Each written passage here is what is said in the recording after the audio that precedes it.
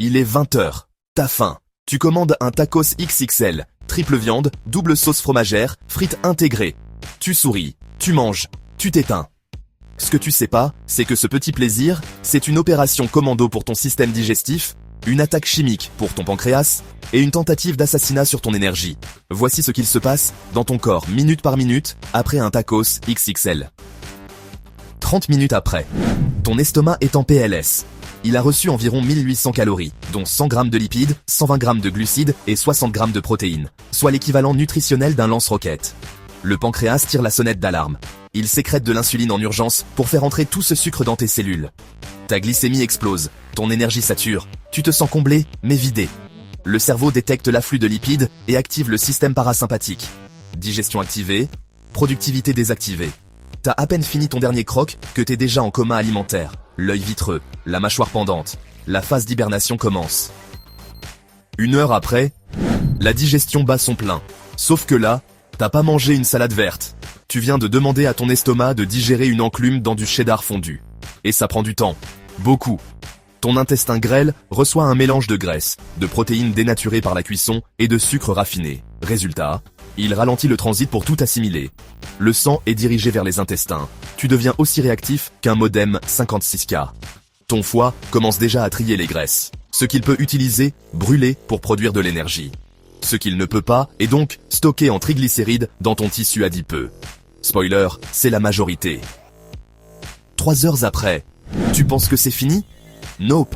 Ton système digestif, lui, il est dans le mal. Les graisses saturées, les huiles chauffées, les sauces industrielles pleines d'émulsifiants, tout ça inhibe ton métabolisme, ralentit la vidange gastrique et accentue la charge inflammatoire. C'est aussi maintenant que l'insuline fait son grand retour.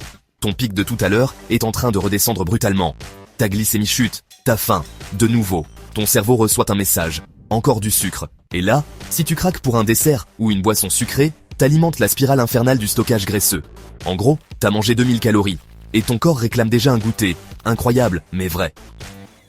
6 heures après, tu sens ce léger ballonnement qui te colle comme un pote relou en soirée, c'est le travail de ton microbiote. Il tente de gérer les résidus de cette orgie calorique. Mais entre les additifs, les graisses hydrogénées, les protéines animales cuites à haute température, ton intestin n'en peut plus.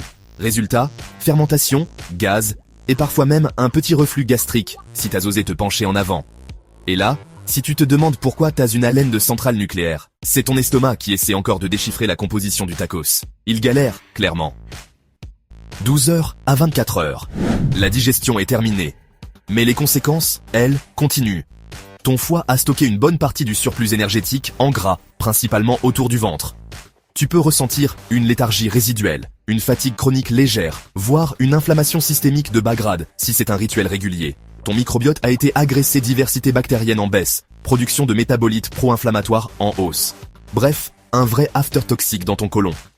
Et le plus fou, c'est que demain, à la même heure, t'auras de nouveau envie d'un tacos. Pour conclure, un tacos XXL, c'est pas juste un cheat meal, c'est un test de résistance pour ton corps. Alors, de temps en temps, pourquoi pas ? Mais si c'est devenu une habitude, ton métabolisme, ton foie, ton microbiote et même ta santé mentale risquent de te faire une grève générale. T'as kiffé apprendre comment ton corps réagit à ça ?